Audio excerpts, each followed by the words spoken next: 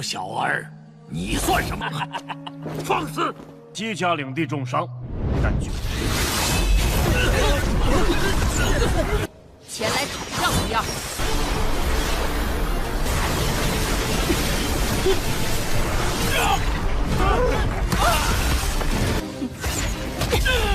二招！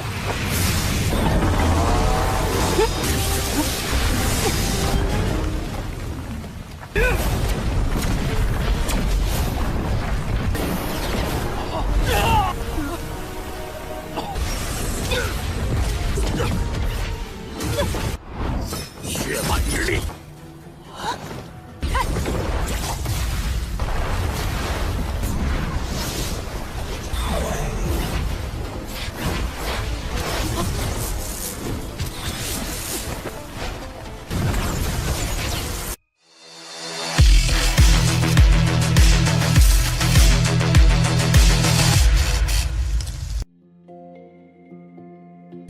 ！Halo semuanya, selamat datang di Ruang Sinema. Bagaimana kabar kalian semua? Semoga selalu sehat dan baik-baik saja. Pada hari ini kita akan kembali melanjutkan series Donghua Martial Master episode yang terbaru, yang mana ini adalah episode yang ke-683-nya. Bagi yang baru bergabung dengan series ini, kita sudah sediakan playlistnya, jadi kalian bisa mudah mencari di mana episode awal dari series ini. Sebelum kita mulai episode terbarunya, kita akan melihat dulu apa saja yang telah terjadi pada episode sebelumnya. Tepatnya pada episode 682. Kemarin Kinchan memberitahu Jiruri kalau dia adalah Dino. Meskipun mereka berdua memiliki penampilan yang jauh berbeda, namun Jiruri bisa mengenalinya. Setelah semua itu, Juryu pun muncul di mana ia duduk di singgasana ketua keluarga Ji. Semua orang tentu saja menjadi sangat kebingungan, terutama dengan pamannya. Tetua Agung pun memberitahu kalau Jiufa sudah meninggoy, dan warisan juga telah diberikan kepada Jiryu. Karena itulah sekarang dia yang akan menjadi kepala keluarga yang baru. Pamannya yang tidak terima langsung saja memberikan tantangan langsung kepada Jiryu. Jiryu yang tidaklah takut melakukan pertarungan dengannya. Dalam pertarungan tersebut, Jiryu sangatlah dominan, bahkan memaksa pamannya itu untuk menggunakan metode aura iblis. Tapi hasilnya tetap sama saja, yaitu berhasil dikalahkan. Saat Jiryu lengah, pamannya itu hendak menyerangnya. Namun Kinchan mudah melindunginya dan membuat Mokara langsung menghabisi beliau. Sekarang kita akan melanjutkan episode terbarunya. Kapal-kapal dari keluarga Mo telah datang. Jiryu bersama yang lainnya sudah berada di luar dan tengah menunggu kedatangan mereka. Sepertinya tujuan keluarga Mo kemari adalah untuk bisa membalas dendam apa yang telah terjadi sebelumnya. Tetua Agung sendiri masihlah belum tahu apa masalah mereka. Ia pun menanyakan tujuan Mo Duanming datang kemari. Mereka bahkan membawa banyak kekuatan besar kemari. Mo Duanming menjelaskan kalau Mo Wuji, Martial King dari keluarga Mo mereka telah ditahan oleh keluarga Ji mereka. Karena itulah keluarga Ji harus mempertanggungjawabkan perbuatan mereka. Jiryu memintanya untuk berhenti ngebacot, yang membuat Mo Duanming kesal dan sebenarnya siapakah dia itu, karena berani berbicara tidak sopan kepadanya. Tetua Agung menghentikan mereka karena Jiryu merupakan kepala keluarga Ji yang baru. Mo Duanming seketika saja kebingungan, pasalnya ia tidak bisa merasakan tingkat kultivasi dari gadis ini. Ji Do-yun membenarkan kalau Mo Wuqi terluka di wilayah mereka. Namun itu bukan salah mereka saja karena Mo Wuqi sendiri yang membuat keributan. Hal tersebut membuat Mo Duanming kesal. Ia langsung saja memberikan serangan kepada mereka. Namun sebuah pedang langsung menahan serangan tersebut.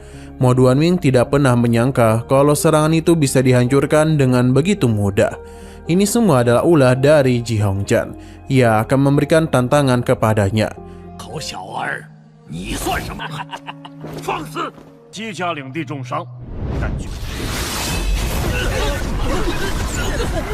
前来讨账不要。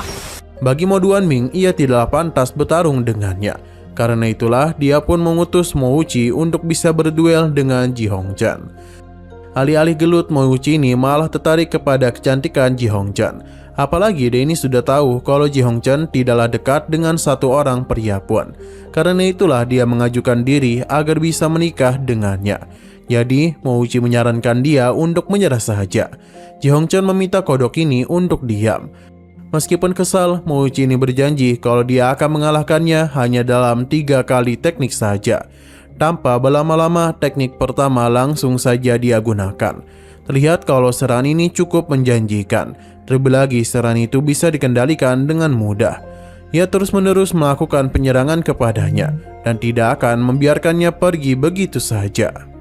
Tapi Ji Hongchen ini jauh lebih pintar. Ia pergi ke arah Mouji yang membuat serangan anak panah itu malah berakhir mengenai dirinya. Tidak hanya itu saja, namun para murid dari keluarga Mo juga harus menjadi korban.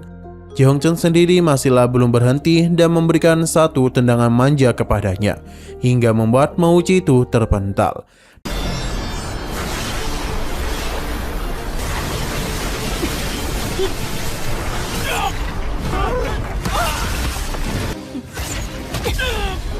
Tapi Mouji ini masihlah bertahan hidup.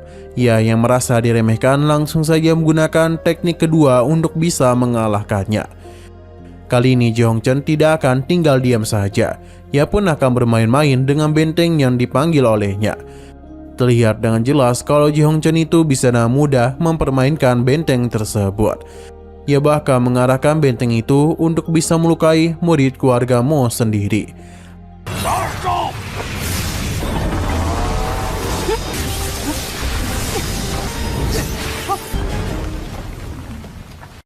Apa yang terjadi semakin membuat Mouji marah. Ia kembali memanggil banteng lainnya, namun kali ini jauh lebih kuat.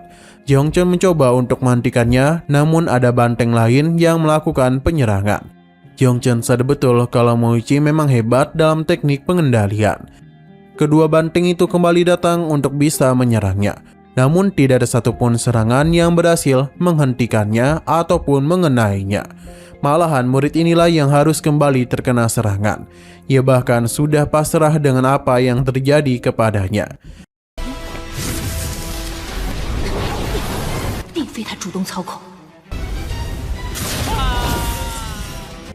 Kembali ke dalam pertarungan, di mana kedua banteng itu sudah berhasil mengepung pergerakan Ji Hongchen. Seketika saja ledakan pun terjadi, di mana serangan banteng itu tidaklah bisa melukainya.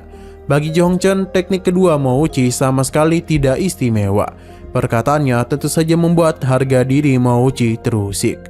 Karena itulah dia akan menggunakan teknik ketiganya dalam mengalahkan Ji Hongchen.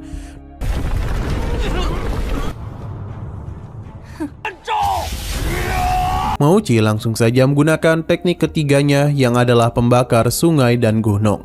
Ji Hongchen sendiri dan cepat menghindari segala serangan itu. Tapi Mouji tidaklah memberikannya kesempatan. Mouji terus-menerus memberikan serangan kepada Ji Hongchen. Bahkan di saat Ji Hongchen mencoba untuk melawan, ia segera menghentikan hal tersebut, yang memaksa Ji Hongchen untuk terus mundur. Untuk saat ini Ji Hongchen taklah bisa berbuat apa-apa selain terus menghindari serangan ini. Namun perlahan tapi pasti Ji Hongchen itu sedang mencari titik lemah dari serangan tersebut.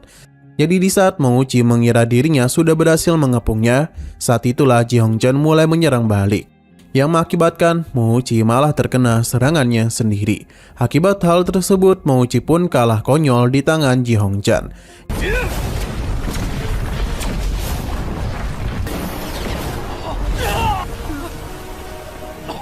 Ia mentertawakan keluarga Mo. Pasalnya, 3 jurus andalan yang Mouji tunjukkan ternyata tidak begitu hebat. Ji Hongchen pun berniat untuk menghabisi Mouji. Akan tetapi, Qin Chen menghentikannya dan memintanya untuk melepaskan pria itu dulu. Sesuai dengan perintah Qin Chen, Ji Hongchen pun mengampuninya. Namun Mo Duanming merasa itu adalah penghinaan terhadap keluarga Mo-nya. Sepertinya keluarga Ji memang ingin bermusuhan dengan mereka. Tetua Agung hanya bisa tertawa, karena yang memutuskan hubungan tersebut adalah keluarga Mo sendiri. Mo Duanming tentu tidak terima. Pasalnya yang lebih dahulu melumpuhkan Mouji merupakan keluarga Ji sendiri. Tetua Agung tidak percaya dan meminta untuk memberikan buktinya kepada mereka. Semua orang dari keluarga Ji pun mentertawakan apa yang Mo Duanming katakan. Merasa diremehkan, Mo Duanming pun akan turun tangan untuk bisa menghukum mereka. Serangan langsung saja dia berikan. Ia yakin kalau kali ini Ji Hongchen akan mati di tangannya. Tapi Ji Hongchen itu dengan mudah menahan serangan tersebut. Sepertinya semua ini sesuai dengan rencana Qin Zhan. Jiruyu hendak membantu namun ditahan oleh Qin Zhan. Sedangkan Mo Duanming sangatlah bingung bagaimana bisa Ji Hongchen menjadi sekuat itu. Ia tidak ingin terlalu memikirkan hal tersebut dan langsung saja melakukan penyerangan. Kembali kepada Ji Hongchen. Dalam pertarungan itu bisa terlihat dengan jelas kalau Ji Hongchen masihlah mampu mengimbangi segala serangan Mo Duanming. Hanya saja ia mulai menggunakan kekuatan garis darahnya, yang merupakan cakram iblis semesta. Ini bukanlah serangan biasa karena memiliki kekuatan yang luar biasa hebat. Namun Ji Hongchen tidak takut. Ia juga menggunakan teknik garis darah. Ji Hongchen berusaha untuk menahan serangan tersebut. Tapi Mo Duanming terus memberikan perlawanan. Hingga akhirnya Ji Hongchen berhasil menghancurkan serangan tersebut dan menciptakan sebuah ledakan kekuatan yang besar.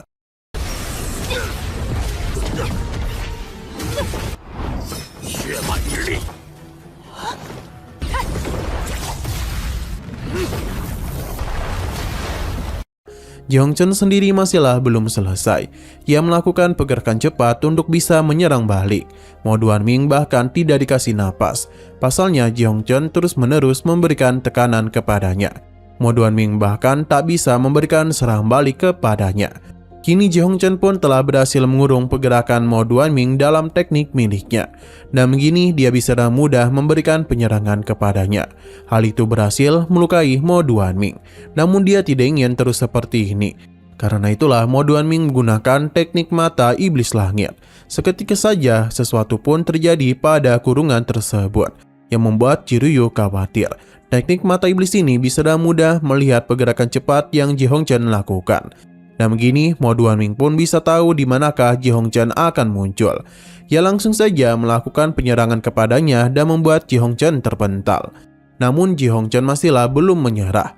Ia kembali melakukan pergerakan cepat, tapi Mo Duanming terus melakukan penyerangan.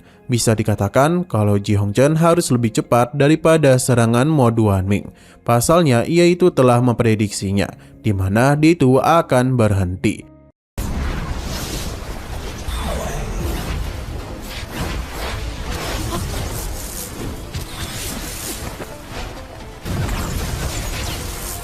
Pada akhirnya Ji Hongchen pun melepaskan kurungannya karena dia itu akan menggunakan teknik ranah darah kekosongan agung. Dan begitu jugalah mata iblis milik Mo Duanming tak akan bisa mengetahui keberadaan lawannya. Hal ini segera dimanfaatkan oleh Ji Hongchen untuk menyerang balik. Tapi Mo Duanming bisa memprediksi pergerakannya. Sayang sekali semua itu memang sudah rencana dari Ji Hongchen.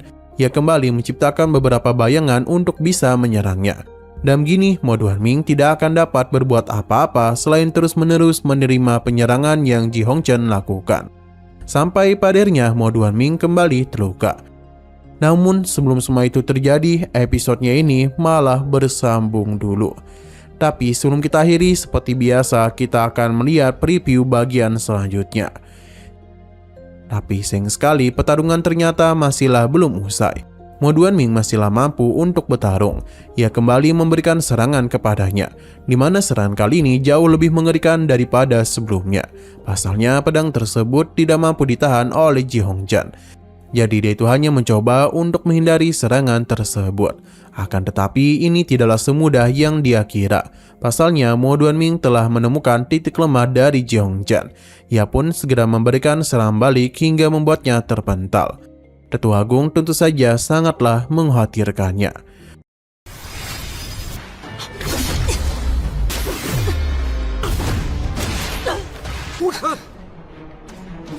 Oke, sekian dulu pada video kali ini. Untuk video selanjutnya akan segera hadir. Jadi bagi kalian yang mengikuti series ini, langsung saja klik subscribe dan aktifkan loncengnya. Terima kasih sudah menonton video sampai habis. Jika kalian suka pada video ini, klik like dan share ke teman-teman kalian tentang channel ini. Dan ditunggu aja kelanjutannya. Oke, sampai jumpa di video selanjutnya.